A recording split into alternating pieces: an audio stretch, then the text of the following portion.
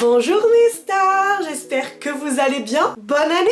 On s'est vu plusieurs fois depuis la nouvelle année. Moi, à l'heure où je vous parle, on est que le 2 janvier. Donc je n'ai pas eu le temps de vous le souhaiter de vive voix. Parce que les dernières vidéos que j'ai filmées, j'ai oublié de programmer et de vous souhaiter la bonne année. Donc je vous le dis, je suis trop contente de commencer cette année avec vous. 2026, donc ça va bientôt faire du coup 6 ans que je suis sur les réseaux. Honnêtement, ça me choque. Mais franchement, je suis trop contente. Je ne pourrais pas rêver mieux. Pour commencer cette année, je me suis dit qu'il était temps et que c'était le bon moment du mois pour vous faire une petite vidéo récapitulative, pour faire le point sur plein de petites choses, ou de grosses choses même. Et on va faire tout ça en se maquillant.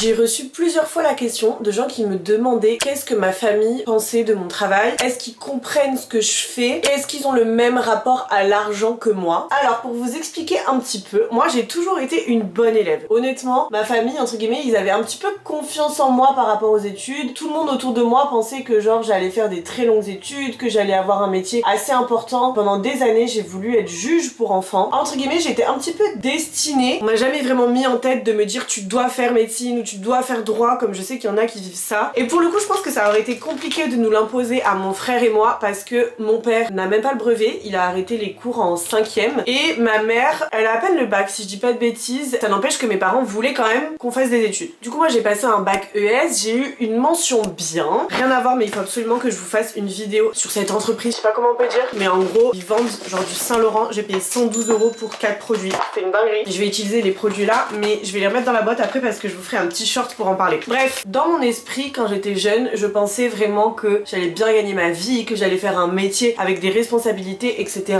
J'avais pas vraiment de doute sur ça en vrai, mais j'ai rencontré Flo l'année de mon bac, juste avant mon bac. En septembre, je suis partie à Bordeaux parce que c'est ce que je voulais. Je voulais faire du droit et Flo au début ça lui avait fait grave peur, il était en mode mais tu pars, on va pas se voir, etc. Comme je vous ai dit, comme je voulais faire juge pour enfants, il y a une fac de droit à Bayonne, mais t'es prioritaire sur les spécialités, etc. quand t'es à Bordeaux parce que après pour faire des masters, t'es obligé d'aller à Bordeaux. Donc bref, j'ai dit à ma mère, en plus ça se passait pas très bien, enfin c'est pas que ça se passait pas très bien, mais j'ai toujours une relation un petit peu conflictuelle avec ma mère. Du coup j'ai dit, bam, je pars à Bordeaux. En plus j'étais boursière et à l'époque l'immobilier c'était cher mais pas aussi cher qu'aujourd'hui. Donc en vrai je suis trop reconnaissante parce que j'ai pu partir. Mais comme je l'ai dit, j'avais rencontré Flo. Mais lui il faut savoir que depuis tout jeune il sait ce qu'il veut faire. Très entreprenant. Il a fait un bac STMG. Pas parce qu'il pouvait pas faire un bac général mais parce que ça ne l'intéressait pas. Il savait qu'il allait arrêter les cours après le bac. Donc il venait très souvent chez moi à Bordeaux et je le voyais travailler sur son ordi etc. Mais je savais pas vraiment ce qu'il faisait. Il faut savoir que ça fait 7 ans et demi que je suis avec Flo. Mais très honnêtement pendant les premiers mois, voire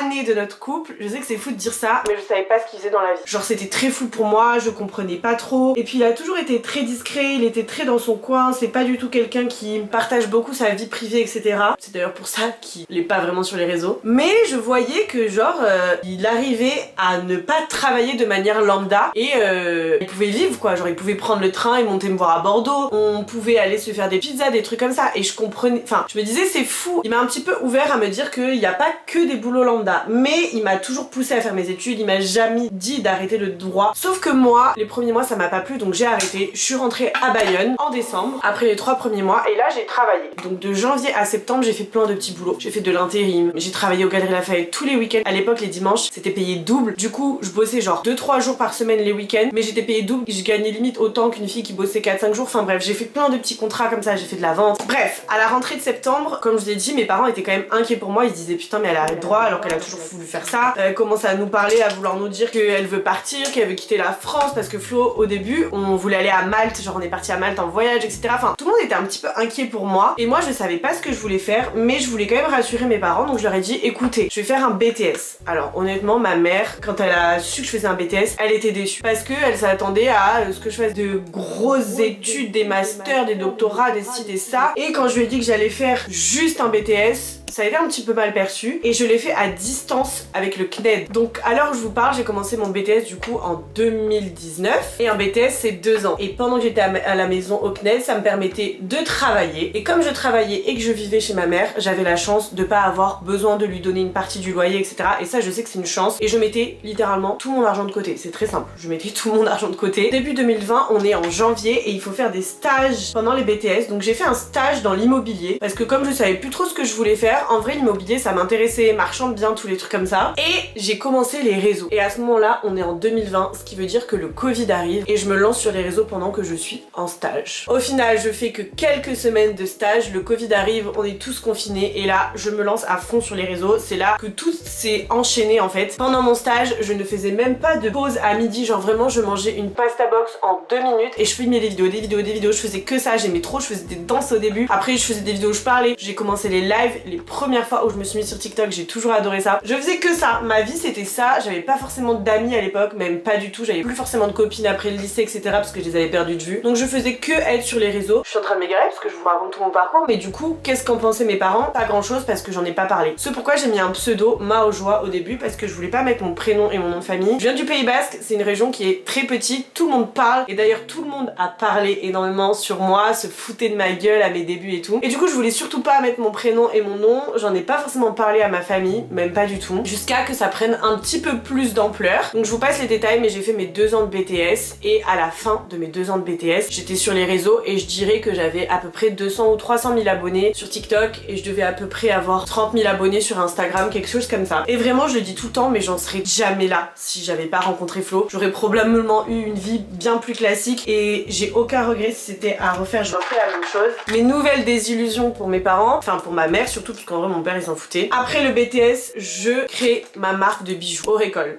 C'était une aventure vraiment incroyable. J'ai investi tout l'argent que j'avais de côté et j'ai dit à ma famille que du coup j'ai arrêté les études. Je veux pas dire que ça a été très bien perçu pour toutes les raisons que je vous ai évoquées avant et ça fait peur, mais je l'ai fait et aujourd'hui, avec quelques années d'expérience derrière moi, ils voient très bien ce que je vis, ce que je reçois, ce que je partage et honnêtement ils sont fiers et ils sont contents pour moi. Mais je dirais que mon père il s'en est toujours foutu, enfin il était content pour moi, il avait pas d'espoir particulier envers moi même si bon il pensait que j'allais faire des longues études. Ma mère au début je vais dire qu'elle était déçue et aujourd'hui je pense qu'elle est contente. Mais du coup est-ce qu'ils ont le même rapport à l'argent que moi? Enfin tu me poses sûrement la question par rapport au fait que j'ai acheté des sacs de luxe etc. Et on m'a d'ailleurs demandé ce que Flo en avait pensé de ma petite lubie que j'avais eue. Je suis assise sur mon truc ou quoi? Oh my god, c'était sûr.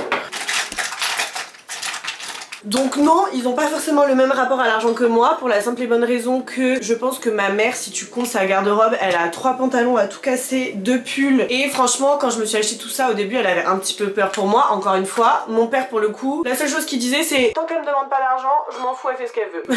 Voilà. Mais pour répondre à votre question, non j'ai pas du tout grandi avec une mère qui portait des trucs de luxe ou des choses comme ça. Et d'ailleurs honnêtement, moi-même avant de commencer à gagner ma vie, je savais limite même pas ce que c'était un Hermès, un Birkin. C'est vraiment quand je suis arrivée à Dubaï que tout ça m'est un petit peu monté à la tête entre gros guillemets. Mais avant honnêtement c'était vraiment jamais des choses dont j'avais rêvé quoi. Ensuite, vraiment en rapport du coup avec l'influence, il y en a beaucoup qui m'ont demandé quel est ton salaire sur YouTube, mon plus gros mois en 2025, est-ce que je gagne plus ma vie avec les réseaux ou depuis ma marque Maolash. Alors, je gagne beaucoup mieux ma vie avec les réseaux qu'avec Maolash. Il faut savoir qu'avec Maolash, je me verse un salaire correct, bien, mais je pourrais pas du tout vivre uniquement si je gagnais l'argent de Maolash et il y a même des mois où je me verse pas de salaire. Ça veut pas dire que la marque n'est pas rentable, ça veut juste dire que tout l'argent qu'on gagne, on le réinvestit tout simplement. Pour le salaire YouTube, actuellement je gagne environ 1000 € par mois avec YouTube. Honnêtement c'est très variable. Je considère pas vraiment que je gagne cet argent parce que je paye une monteuse pour monter mes vidéos, sinon je n'arriverai vraiment, ce serait impossible de tenir le rythme. Souvent les influenceuses ont un peu des plateformes de prédilection et souvent tu regardes si t'as une fille qui est très active sur YouTube, qui poste genre 2 vidéos par semaine ou quoi, elle sera jamais active sur TikTok, sur Snap, sur Insta etc.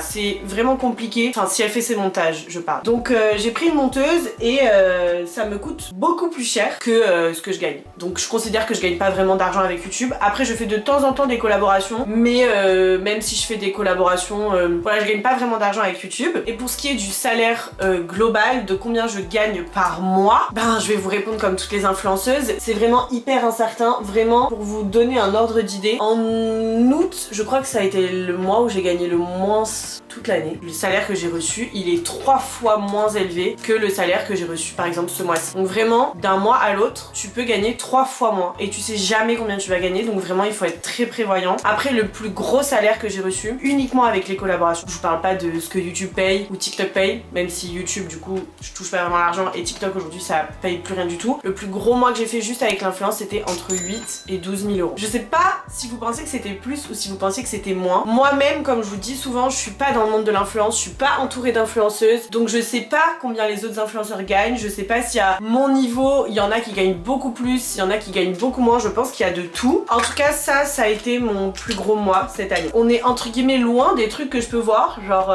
des fois je vois des influenceurs dire qu'ils gagnent 40 000 euros ou des trucs comme ça. Je sais pas comment ils comptent, est-ce qu'ils comptent en net, est-ce qu'ils comptent en chiffre d'affaires, est-ce qu'ils comptent, j'en sais rien, je ne sais pas. Mais en tout cas voilà, on m'a demandé si j'avais déjà regretté d'avoir collaboré avec une marque et honnêtement non. Si je bosse avec une marque, c'est vraiment je l'ai choisi. D'ailleurs dernièrement j'ai refusé une collab il y a 2 jours là, parce que je voulais tester le produit, j'ai pas aimé, je refuse, alors que c'est des gros cachets, mais si j'aime pas, j'en parle pas. Comment se passe le monde de l'influence, comparaison, coup bas, trahison, et est-ce que tu penses que dans 20 ans être influenceuse sera toujours pareil? Je pense que ce sera plus du tout pareil, et d'ailleurs je pense que vraiment le monde de l'influence est en train de changer. Je pense qu'aujourd'hui ça va être de plus en plus dur d'être influenceur parce que les gens ont perdu confiance en l'influence. La plupart des gens quand ils voient une collab ils passent. Il y a eu une perte de confiance qui s'est faite, qui est claire et nette. Il y a aussi le fait que je pense qu'aujourd'hui il faut vraiment travailler plus qu'avant. Avant tu faisais 3 stories et tu pouvais gagner ta vie. Je pense qu'aujourd'hui il va falloir être beaucoup plus impliqué. Bah moi je trouve ça cool. C'est parfois dur mentalement, mais je suis pas là pour me plaindre, ça fait partie des hauts et des bas, le fait d'être toujours comparé, avoir les statistiques, les ci, les ça. Mais honnêtement je changerai ma vie pour rien au monde, donc je vais pas m'en plaindre. Et pour ce qui est du milieu, c'est vrai qu'on entend souvent que c'est un milieu de traîtres, qu'il y a beaucoup d'histoires, et c'est vrai, je crois qu'il y a beaucoup d'histoires, mais comme je vous le dis souvent, moi je suis un peu éloignée de tout ça, je fais ma vie, je reste avec mon chéri avec qui je suis depuis 7 ans et demi, j'habite pas à Paris donc je côtoie très peu d'influenceurs, enfin je suis certains influenceurs, on se suit, on répond à nos stories de temps en temps, etc. Il y a des filles que j'ai rencontrées sur mon mois à Paris en septembre que j'ai adoré, etc. Mais j'ai pas forcément d'amis et du coup je suis pas assez proche avec d'autres influenceurs pour vous dire que oui il y a des trahisons de ouf, etc. En fait moi pour moi tout va bien, mais même si je sais que c'est un milieu compliqué. J'ai eu des questions sur Maolash. Est-ce que Maolash va s'agrandir? Est-ce qu'il y a des nouveaux projets? Bien sûr que oui, il y a énormément de projets pour 2026 et je suis trop excitée, je suis trop contente. J'ai pas envie de devenir cette influenceuse qui parle tout le temps de sa marque et dont tout le contenu parle autour de ça, et en même temps c'est une part énorme de ma vie, et en même temps Maolash ça a pris énormément d'ampleur en 2025, j'en suis infiniment fière, que je reçois forcément de plus en plus de questions autour des produits, tout ça, donc bah j'en parle. Je me vois pas ne pas en parler alors qu'on me pose des questions, mais voilà, j'ai pas envie d'être non plus trop, donc faut toujours jauger. Maolash c'est une entreprise, Maolash on est un peu moins d'une quinzaine, il y a un centre de logistique, il y a quelqu'un qui répond à SAV, il y a un community manager, donc je sais que les gens ont l'impression que il y a moins de travail, ou vous me voyez moins trimée, alors que entre guillemets à l'époque vous me voyez faire des commandes de 8h à minuit le soir, et du coup vous vous disiez elle bosse, tu vois. Je sais pas comment expliquer. En fait, c'est juste que Maolash c'est une vraie entreprise, donc évidemment qu'il y a des gros projets pour 2026. Je peux pas encore trop vous en dire parce que je sais pas ce qui va se faire ou ne pas se faire, mais il y a énormément de travail et j'en suis trop contente. Franchement c'est juste un rêve. Donc Maolash, vous allez voir des nouveaux produits en 2026, oui, et il va y avoir d'autres projets autres sorties de produits, oui. D'ailleurs je monte à Paris la semaine prochaine là pour m'occuper de plein de petites choses. Je vais filmer mais je pourrai pas vous montrer, vous verrez tout ça d'ici quelques mois, mais oui il y aura énormément de nouvelles choses en 2026 pour Maolash. Aussi on m'a beaucoup posé de questions par rapport à mon couple. On m'a demandé est-ce que vous avez les mêmes attentes avec Flo au niveau du mariage, à quel âge j'ai fait ma première fois, ça c'est énormément revenu. On m'a même aussi beaucoup posé de questions par rapport aux relations sexuelles. Franchement je savais pas du tout que c'était un sujet qui vous intéressait. Honnêtement c'est pas que ça me gêne, pas du tout même, moi c'est un truc dont je pourrais parler librement, même si je suis quand même pudique dans le sens où moi par exemple j'ai jamais été le style de fille avec mes copines à parler de mes relations intimes, enfin je trouve que c'est quelque chose de très intime, même si voilà j'ai une petite sœur qui grandit et j'ai pas envie du tout que ce soit un sujet tabou, et même quand j'aurai des enfants je vais en parler très librement avec mes enfants parce que j'ai pas envie que ce soit un sujet dont mes enfants aient peur de me parler, j'ai envie qu'ils se sentent en confiance avec ça. Mais c'est vrai que bah, les relations intimes ça te regarde pas uniquement toi, et par exemple Flo c'est pas un sujet dont il a envie que je parle sur les réseaux sociaux, donc ce que je comprends à 1000%. Je vais pas vous parler des nombres de rapports sexuels etc parce qu'on m'a demandé si ça diminuait au fil de la relation. La seule chose que je peux vous dire par rapport à ça, sans parler de ma relation à moi, c'est que quand j'en parle avec des copines ou quand j'en parle avec des gens autour de moi, vraiment ça diminue. Et si vous n'avez pas de relation par exemple avec votre chéri pendant plusieurs semaines, bah sachez que ça arrive à énormément de monde. Alors moi quand je vais sur les réseaux, parfois je vois des gens qui disent alors nous on le fait 3 fois par jour, 4 fois par jour, des trucs comme ça, et c'est sûrement probablement la réalité de beaucoup de personnes, je dis pas le contraire, mais en tout cas vraiment je vous le dis, sachez que c'est courant que des gens n'aient des relations avec leur conjoint qu'une fois par semaine, une fois toutes les 2 semaines, voilà. Vous n'êtes pas seul, il n'y a pas que ça, c'est important dans une relation, mais il n'y a pas que ça. Surtout que si vous êtes avec une femme et que vous êtes sous contraception, il y a les hormones qui rentrent en jeu, etc. L'important, juste ce que je peux dire, c'est d'en discuter. C'est tellement important dans votre relation de pouvoir parler de ce genre de sujet, que vous ayez la maturité de vous dire, que votre chéri vous dise bah écoute, moi j'aimerais plus ça, que vous vous disiez bah moi je ressens ça, enfin c'est hyper important d'en discuter. Ne restez pas dans votre coin à vous dire purée, moi j'ai pas envie, lui je sens que oui, j'ai peur qu'il aille voir ailleurs, des trucs comme ça. Juste parlez-en et c'est la meilleure manière de gérer votre relation. J'ai encore vu un TikTok l'autre jour qui disait votre relation, vos règles, il y a autant entre guillemets règles dans un couple qu'il y a de couples. Ne vous comparez jamais, ça vaut pour tous les domaines et ça vaut pour celui-là en particulier. L'important c'est vraiment la discussion. Et du coup on m'a aussi posé la question sur les attentes avec Flo au niveau du mariage, etc. Pour le coup, ses parents ne sont pas mariés. Moi mes parents sont mariés, mais je n'ai pas du tout grandi, mais alors pas du tout grandi dans la culture du mariage. J'ai jamais été à un mariage de ma vie. J'ai été à celui de mes parents je crois, mais je m'en rappelle pas. Mon père il s'est remarié, j'étais pas au mariage parce qu'il s'est marié avec sa fille et sa femme à Los Angeles, donc j'étais pas là. Si un jour moi je me mariais, ce serait avec de la famille très très proche, mes amis très très proches. J'ai pas envie d'une robe de 6 km de long, genre j'ai envie d'un truc simple. Voilà, j'ai jamais rêvé d'un grand mariage. On a des amis à nous qui se sont mariés sur le lac de Comme en Italie, c'était sublime, arriver en bateau et tout, et c'est génial, genre ça doit être incroyable à vivre, mais je me verrai jamais mettre autant d'argent dans un mariage parce que c'est pas ma priorité, c'est pas mon rêve, vous voyez, genre je rêve pas de ça, et je respecte d'ailleurs totalement ceux qui en rêvent. J'ai tellement parlé qu'il n'y avait plus de batterie, j'étais obligée de changer. Mais ceci étant dit, en grandissant, j'ai de plus en plus envie de me marier. Donc j'ai toujours pas envie de me marier pour une robe de 6 km de long ou quoi. Mais ça fait 7 ans et demi que je suis avec Flo. Et forcément on parle enfant. D'ailleurs on m'a posé la question aussi, donc je rebondis. On m'a demandé parce que j'envisageais d'en avoir, etc. Donc oui, on pense aux enfants. Et justement, vu qu'on pense aux enfants, ben moi j'ai commencé à réfléchir à tous ces sujets-là. Et je me suis dit, mais ça veut dire que je vais avoir des enfants. J'aurai pas le même nom de famille que mes enfants. Alors moi j'ai un nom composé, donc j'ai le nom de ma mère et j'ai le nom de mon père. Flo aussi, il a le nom de sa mère et le nom de son père. Même je trouve ça quand même hyper symbolique de se marier à quelqu'un. Mais Flo a une vision très différente, donc comme je l'ai dit, il est pas du tout mariage. Lui sa vision c'est tous les gens qui se marient divorcent. Et je suis d'accord avec lui, aujourd'hui un couple sur 2 qui se marie divorce. Mais pour moi c'est pas parce qu'on se marie que ça veut dire qu'on va divorcer. J'ai plein d'avis sur les relations et je rêve un jour qu'on fasse des vidéos avec Flo pour parler de sujets comme ça, mais je sais pas comment expliquer. Vous allez me dire peut-être que vous êtes comme moi. Mais le fait que la personne en face de vous n'ait pas envie, ça m'a encore plus donné envie. Vous voyez ce que je veux dire? C'est dans les actions que tu montres si t'es en couple ou pas. T'as des hommes, ils sont mariés, ils ont la bague au doigt, ça les empêche pas d'aller draguer des femmes, on est bien d'accord. Et c'est par principe. Mais bref, je sais pas si vous voyez ce que je veux dire, mais tout ça, ça a commencé à me titiller. Et le fait que Flo il soit réticent, ça m'a fait encore plus me dire, mais comment ça t'es réticent en fait? Comment ça tu veux pas te marier? Je comprends pas. Et d'ailleurs, ça a fait beaucoup de débats en live et tout, souvent on en parlait et les gens ils étaient là, ouais, ça fait 7 ans et demi que t'es avec ton mec, il veut pas se marier avec toi, c'est un red flag, ça veut dire que c'est pas l'homme de ta vie et tout.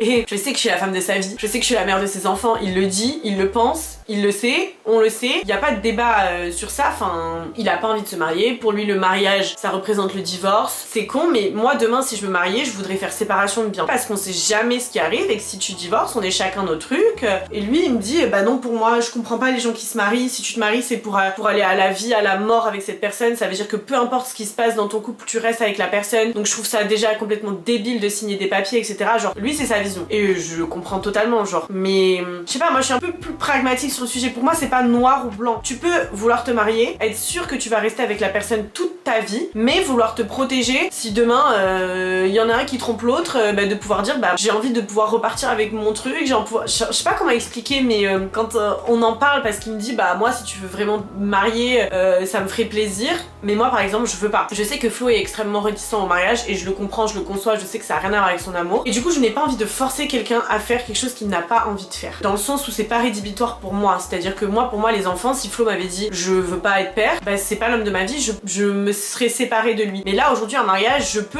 passer à côté d'un mariage par amour. Je vais vous prendre l'exemple de ma belle-sœur et de mon frère qui sont en couple depuis un moment, qui pour elles le mariage est très très très important, et mon frère est comme moi et même comme Flo je dirais, où vraiment comme vous dis on n'a pas du tout rêvé de mariage, on nous a pas du tout inculqué le mariage, il rêve pas de mariage, foutre 20 000 balles dans un mariage, il trouve que c'est hors de prix, et voilà, je le comprends, c'est les avis de chacun. Et ça n'empêche qu'il aime sa femme, ça empêche qu'il a envie de finir sa vie avec elle. Je vais vous dire un truc qui m'a fait tellement rire. On parlait de ça l'autre jour à table et du coup il y avait sa chérie et il disait mais de toute façon si on se marie, toi tu seras à la table avec tes copines et moi je serai à la table avec mes potes.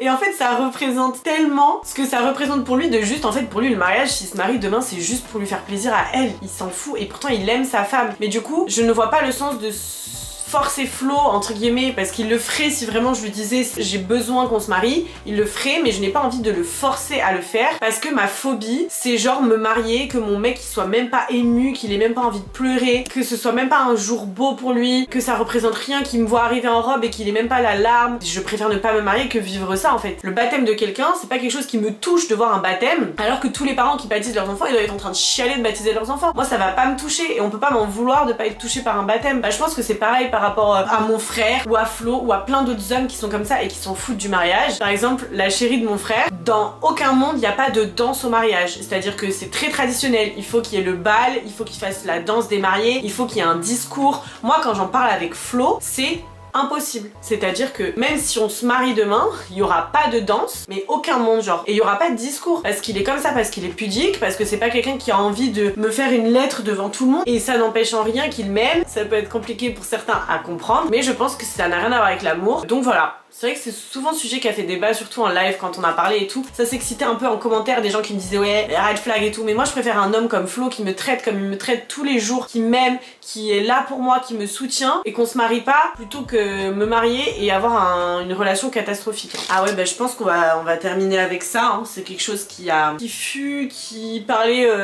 Parlez comme vous voulez, mais qui est important dans ma vie et dans mon contenu. Mon étude dans ta perte de poids, te sens-tu mieux dans ton corps? La vidéo la plus vue de ma chaîne YouTube et toutes mes chaînes tout court en fait. Je crois concrètement toutes mes vidéos les plus vues sur mes réseaux, c'est des vidéos perte de poids ou alors peut-être la vidéo où je mange le plastique sur TikTok. Pour les vrais qui connaissent. Ma vidéo sur YouTube la plus vue, ah non, c'est je teste les produits virus sur TikTok, mais la deuxième qui a fait 100 000 vues, c'est comment j'ai perdu 10 kilos et réussi à me stabiliser. C'est une vidéo d'ailleurs, si vous êtes dans un objectif de perte de poids, si vous regardez cette vidéo, que vous avez des troubles du comportement alimentaire, tout ça, regardez cette vidéo. J'ai jamais eu autant de retours positifs sur une vidéo, autant de commentaires qui me disaient à quel point ça avait pu les aider. Donc vraiment, je vous invite à la regarder. Je vous invite à vous abonner aussi, ça me ferait très plaisir. Donc tout ça pour dire que ma bataille avec mon corps a un peu, c'est pas un peu, c'est à toute ma vie été un problème. Depuis aussi jeune que je me connaisse, ça a été un problème. Donc j'ai pas eu des troubles du comportement alimentaire à proprement parler. J'ai jamais été anorexique, même si j'étais très très fine à l'époque. Et quand j'en parle à mes gens autour de moi, ils me disent non mais t'étais anorexique Margot, on te forçait à manger et tout, tu mangeais rien, mais moi dans mes souvenirs c'est pas ça. Et du coup je l'ai beaucoup partagé sur les réseaux sociaux. Je pense que comme je l'ai dit plusieurs fois, j'ai été énormément assimilée à ça. La fille qui perd, la fille qui reprend. Ça a été une grosse charge mentale dernièrement pour moi parce que j'ai conscience que c'est ce que j'ai partagé, j'ai conscience que j'en ai fait beaucoup de contenu, j'ai conscience que ça me représentait, j'ai conscience que ça en a aidé plus d'une de partager la réalité de ma vie parce que je suis quelqu'un qui mange beaucoup, donc ça en a rassuré plus d'une. Je sais que j'ai toujours été transparente, que ça en a aidé beaucoup à pas se sentir seule, etc. Mais je me sentais enfermée là-dedans, j'avais l'impression d'être devenue que ça. J'avais l'impression que dès que je parlais d'un autre sujet que la perte de poids, le fait de maigrir, machin, ça n'intéressait pas les gens. J'avais l'impression que si je réussissais à maigrir, je n'étais plus la fille en qui on pouvait se reconnaître dans ses échecs. Ça a été très très très dur pour moi mentalement, notamment après le 75 Hard Challenge, parce que si vous avez pas suivi, j'ai fait le 75 Hard Challenge en début d'année qui s'est terminé en juin. J'ai perdu du poids en fait après ça, donc l'été est passé et en septembre notamment j'ai repris pas mal de poids, donc c'est expliqué par plein de choses, je suis pas là pour me justifier. C'était dur pour moi, j'étais à Paris, j'ai fait que manger mais à un stade. J'ai terminé le 75 Hard Challenge en juin, ma relation était incroyable avec l'alimentation en juin, en juillet, en août. Pourtant j'étais en France, j'ai quasiment rien repris, je crois que j'ai repris 2 kilos grand maximum en 4 mois après avoir profité mon anniversaire, fait la fête et tout, enfin vraiment donc rien du tout. Puis en septembre je suis allée à Paris, j'ai vécu toute seule à Paris, même si Flo il est venu avec moi aussi. Flo est rentré, j'étais toute seule à Paris. Ça a été une nouvelle vie, j'ai dû m'adapter. Après coup, je me rends compte que ça m'a quand même bien impacté. Donc j'ai repris du poids. J'avais pas de pression parce que je savais que c'est pas le quotidien dans lequel je me sens bien. Moi j'aime faire du sport, je fais pas du sport pour mon corps, je fais du sport parce que j'aime faire du sport. Alors évidemment si je peux en plus avoir un beau aspect physique, je vais faire des exercices qui vont aller avec, mais j'ai toujours fait du sport dans ma vie et je trouve ça hyper important. Je vais pas vous dire que j'aime bien manger parce qu'en vrai j'adore manger des pizzas, des burgers, des cookies, j'aime la malbouffe, j'aime vraiment la malbouffe, donc je me force quand même à bien manger, c'est une réalité, mais parfois aussi si je mange trop mal pendant plusieurs jours, j'aime bien me couper un peu en mangeant des trucs sains. J'ai pas reperdu ce que j'aurais voulu perdre sur la période octobre, novembre, parce qu'il y a eu Black Friday, parce que c'est la période la plus importante de l'année, parce que tout ça, parce que plein de choses, mais c'est pas grave. Mais du coup c'était une très grosse pression mentale pour moi, parce qu'après le 75 Hard Challenge, j'étais partagée entre la peur et la honte à partir de septembre, c'est-à-dire que j'avais pas envie de faire du contenu en disant bon les filles, on se remotive, après septembre, j'ai repris du poids, on va le perdre ensemble, parce que si je faisais ça, ça voudrait dire que j'aurais échoué au 75 Hard, tout le monde m'aurait dit mais t'as repris du poids, ça veut dire que t'as encore fait le yo-yo, ça veut dire que ça a pas fonctionné, sans savoir les tenants et les aboutissants, sans savoir que les fluctuations de poids dans le corps de quelqu'un c'est normal, que ça arrive. Je n'avais plus envie que mon contenu tourne autour de la perte de poids, j'en avais marre d'être la Margot qui prend, qui perd, la meuf qui échoue. Combien de fois autour de moi j'ai entendu des gens qui disaient elle se plaint de prendre du poids mais t'as vu ce qu'elle mange, des réflexions comme ça à répétition, j'en avais marre et j'avais pas non plus envie de mentir, reprendre comme si tout allait bien, comme si je me sentais bien dans mon corps parce que c'était pas le cas, dire que je suis la fille parfaite qui mange bien tous les jours, qui fait du sport tous les jours alors que c'est pas vrai. Donc j'étais vraiment tiraillée entre les deux, entre j'ai pas envie de dire que je fais tout bien parce que c'est faux, j'ai pas envie de dire que je fais mal parfois parce que ça me rend trop vulnérable et que ça me rend encore dans celle qui est dans l'échec et que c'était trop dur pour moi mentalement. Donc j'avoue que la fin d'année sur les réseaux par rapport à tout ça, ça a été compliqué pour moi parce que j'avais l'impression d'être que ça aussi. Aujourd'hui j'ai l'impression de plus être associée à ça. Alors peut-être que j'ai parfois sur certaines vidéos pas les résultats escomptés et je sais que si je faisais des avant-après de ma perte de poids, si je parlais de poids, je sais que ça fonctionnerait, mais je fais le choix de ne pas le faire, je fais le choix de dire au revoir à certaines vidéos qui pourraient faire des millions de vues pour me protéger mentalement, pour avancer, pour ne plus être associée à ça et pour montrer aux gens que je peux être autre chose que juste une fille qui échoue. Donc voilà, ça a été un petit peu ma décision sur cette fin d'année et franchement je suis contente parce que quand je parle de ce sujet parfois avec vous en live, j'aime bien les lives parce que ça reste pas. On est souvent pas beaucoup sur mes lives, on est quand même plusieurs centaines, mais je veux dire on n'est pas des dizaines de milliers comme des gens qui regardent mes stories Snap ou des stories Insta, tu vois. Donc je peux parler vraiment avec des filles très niches qui me suivent vraiment et avec qui on peut échanger sur le sujet et qui me disaient bah c'est vrai que on t'associe plus à ça, tu nous montres autre chose que juste ta perte de poids ou ta prise ou que tu galères avec ton corps, etc. Donc je suis contente, honnêtement je suis contente. Je vais pas vous dire que je me sens parfaitement bien dans mon corps parce que je crois que c'était ça la question, est-ce que tu te sens mieux dans ton corps? Alors je me sens beaucoup mieux dans mon corps, rien à voir avec ces dernières années, je me sens pas aussi bien dans mon corps qu'en juin, je vais pas mentir, mais je me sens pas mal dans mon corps. Il y a des jours où ça arrive, où je m'aime pas du tout, mais ça je pense que c'est toute la vie, c'est-à-dire que si en juin j'avais entre guillemets peut-être mon corps de rêve, bah il y avait des jours où je me sentais pas bien quand même parce que c'est la vie, parce que c'est comme ça, parce que tu peux pas avoir tous les jours 100% confiance en toi. Ça a été dur pour moi de sortir un peu de tout ça, je sais pas si t'en sors un jour complètement, mais en tout cas ça va beaucoup mieux. Je suis contente, je commence 2026 sans avoir envie de parler de ces sujets-là, sans avoir envie de faire des challenges, parce que j'ai pas envie que ce soit mal perçu. Et j'ai parlé avec une d'entre vous d'un truc hyper intéressant et qu'est-ce que c'est enrichissant de vous avoir et de pouvoir échanger, j'adore ça. Qui me disait mais Margot, pourquoi tu fais de ta perte de poids ou de ton quotidien entre guillemets genre sportif et nutritif ton contenu? Genre par exemple je fais souvent des vlogs ou des trucs comme ça où je montre ce que je mange, des trucs comme ça, mais c'est cool, occasionnellement c'est trop bien de vous dire ah bah je mange ça, ou trop bien de vous dire punaise j'ai fait une recette les filles ça c'est trop bon. Par exemple des choses que je pourrais faire et que je vais probablement faire en 2026 parce que le sport fait partie de ma vie, parce que le fait que j'aime manger fait partie de moi, donc je n'ai pas envie de renier, je n'ai pas envie de plus du tout parler de sport, plus du tout parler de nourriture, mais pourquoi en fait? Ça fait partie de moi. J'aime manger gras, j'aime aussi manger des trucs plus sains, j'aime faire du sport, j'aime ne pas en faire pendant 2 semaines, je ne vais pas cacher cette partie de moi. Mon but ce n'est pas de dire bon bah ça y est, j'ai perdu un peu de poids, j'ai fait le 75 Hard Challenge, j'ai réussi quelques objectifs, même si j'ai repris un petit peu, ça y est maintenant j'en parle plus, le sujet est clos, arrêtez de me poser des questions. Ça c'est pas du tout le but. Je dis juste que j'ai envie d'apporter autre chose, je n'ai pas envie de parler que de ça, alors qu'avant j'avais le sentiment que je parlais que de ça. Je sais pas si vous voyez la nuance, j'ai toujours comme objectif par exemple de manger des protéines pour construire du muscle, parce que j'ai envie de me sentir bien dans mon corps, au-delà du poids, de ça, de mon aspect, j'ai envie, bah je pourrais faire des vidéos en mode putain les filles, ok aujourd'hui j'essaie de manger 100 grammes de protéines parce que c'est super difficile pour moi, ou j'essaie de manger plus de légumes, c'est des choses que je pourrais faire, je dis juste que je n'ai pas envie d'être que ça. Je peux être Margot qui aime aime le vêtement, qui aime le make-up, qui était nulle en make-up, qui s'est améliorée. Je peux être Margot qui adore faire des vlogs, qui fait tout le temps tout tomber. Je peux être Margot qui a galéré avec son poids, qui galère de temps en temps, mais qui est comme tout le monde, qui est juste une femme en fait, qui fluctue, comme beaucoup de femmes fluctuent. Mais je n'ai pas envie d'être juste Margot qui échoue et qui reprend et qui échoue et qui reprend et qui machin. Est-ce que vous comprenez? Franchement, j'aimerais trop, mais genre sans langue de bois, que vous me disiez en commentaire, moi quand je pense à Margot, ou quand je décris Margot peut-être, enfin j'en sais rien, je pense pas que vous me décriviez avec vos copines, mais j'en sais rien, par exemple parfois moi je parle d'une influenceuse, on va prendre Maya Adorable, elle est en couple avec le Pacha, à chaque fois qu'elle va dans une destination il pleut tout le temps,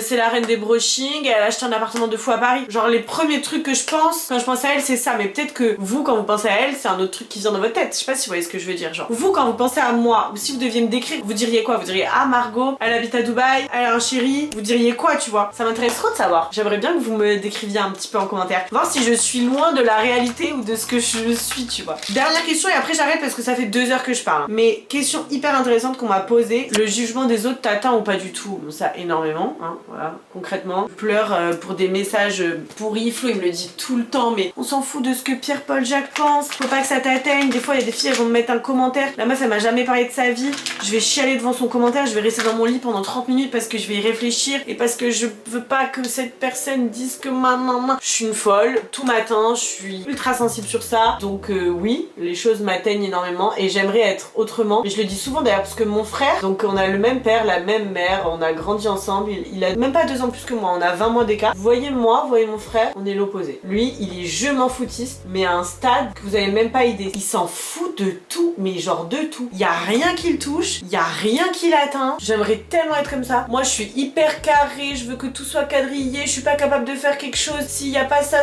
qui est cadré, et j'adorerais avoir cette force de m'en foutre. C'est tellement une force de s'en foutre. Alors pas toujours, mais vraiment ça libère l'esprit. Enfin je pense, parce que moi vu la place que ça prend dans ma vie d'être comme ça, franchement je suis très touchée par tout ça, je suis assez sensible. Et qu'est-ce que les gens imaginent de moi qui est complètement faux? Alors ça c'est quelque chose qu'une copine à moi m'a dit, parce que je l'ai rencontrée à Dubaï de base. Ma seule amie maintenant à Dubaï, c'est une fille que j'ai rencontrée parce que de base je faisais des rencontres, genre il y avait plein de filles qui me suivaient sur Dubaï et je disais bah venez les filles on se rejoint, donc on a fait des pique-niques, on a fait des restos, on a fait des trucs comme ça. Et au final moi j'ai d'amitié encore plus avec elle et une autre copine qui au final est partie, bref, je vous passe les détails. Et elle m'a dit Margot, quand je t'ai rencontrée au début, je te trouvais, en fait ce qu'elle veut dire c'est que j'ai une carapace énorme, je me protège énormément des gens au début parce que je suis tellement sensible, dans le sens où quand tu prends une place dans ma vie, quand tu es quelqu'un que j'aime, je vais tellement être touchée, tu peux me faire trop du mal facilement, genre je vais être trop touchée par les gens proches de moi, ça va beaucoup m'atteindre, je suis énormément atteinte, je me remets tout le temps en question, j'ai peur de mal faire les choses, j'ai peur que dire ça c'est pas bien, ça a trop d'impact sur moi, que je me protège et que je laisse pas forcément rentrer beaucoup de gens vraiment dans ma vie, j'ai l'impression, enfin en tout cas c'est ce qu'elle me disait, que t'avais une carapace. Elle m'a dit Margot, quand je t'ai découvert vraiment, t'as une sensibilité qui est incroyable, elle m'a dit. Je pense que les gens pensent de moi, c'est un truc qui revient souvent à première vue, c'est que je peux être hautaine. C'est ce qu'on m'a dit la plus grande partie de ma vie. Margot, t'es hyper hautaine. Alors que je pense que quand tu me connais, tu te rends compte que je le suis pas. C'est juste que j'ai une carapace et que je me protège, mais ça justifie pas, hein. C'est pas pour ça que c'est bien d'être hautaine, mais c'est vrai que je suis quand même froide de premier abord. Ça peut m'arriver, mais souvent je vais pas sourire dans la rue. Genre l'autre jour j'étais aux Galeries Lafayette et il y avait un vendeur, je sais pas, il avait 50-60 ans et on cherchait un cadeau pour ma mère. Et bref, moi avant que ma mère arrive, je marchais toute seule dans le magasin et tout, mais quand je marche je souris pas quoi, enfin je sais pas. Et après j'étais avec ma mère, il m'a dit ah bah tout à l'heure je vous ai vu dans le magasin, vous êtes tellement plus belle quand vous souriez, vous faisiez la gueule et tout, alors que je sais pas, genre juste j'étais normale. Et après quand je suis avec des gens je suis gentille, et juste de premier abord je suis un peu froide, j'ai un peu une carapace, c'est ce que les gens ils me disent. Et du coup je pars au quart de tour, pareil quand j'allais sur mes lives, quand je suis sur mes lives, souvent les gens ils vont me dire des trucs, ça va me toucher, je peux partir au quart de tour et je peux répondre d'une manière parfois où les gens ils vont dire mais elle fait trop la belle elle, genre elle est hautaine, elle répond mal parce que moi un truc va m'avoir touché. Parce que en plus de ça, je me rends pas compte de ce que je dis. Parfois moi je dis quelque chose et après je réécoute la vidéo et je dis mais genre j'ai parlé comme ça là, mais je parle trop mal. Je sais pas si vous voyez ce que je veux dire. Oh là là. Bon, je vous jure je suis sympa en vrai. Promis je suis sympa. La meuf elle a dit tout c'est très négatif dans une vidéo. En vrai ça va, je suis cool. Bon bah écoutez, j'espère que cette vidéo vous a plu quand même. J'ai prévu une petite vidéo en plus avec Flo. On va vous faire une petite vidéo un peu je pense en mode qu'est-ce qu'on veut en 2026 et tout, ça va être trop cool. Mais en tout cas voilà, je suis trop contente de commencer cette année avec vous. Je suis contente d'avoir un petit peu pu vous gâter et vous remercier à ma manière. J'ai envoyé tous les concours d'ailleurs, le dernier concours YouTube, tous les concours Snap et tout, je vous ai tout envoyé. Donc je suis trop contente. Comme toutes les influenceuses le disent, mais en vrai c'est une réalité, c'est grâce à vous qu'on vit tout ça, donc c'est le minimum d'être reconnaissant. Donc juste merci. N'oubliez pas de vous abonner si vous avez envie. On est en janvier, ce qui veut dire que je sors 2 vidéos par semaine. Je devrais même le dire au début de la vidéo là. C'est quoi le délire? Ce sera le mercredi et le dimanche. À dans quelques jours. Bisous.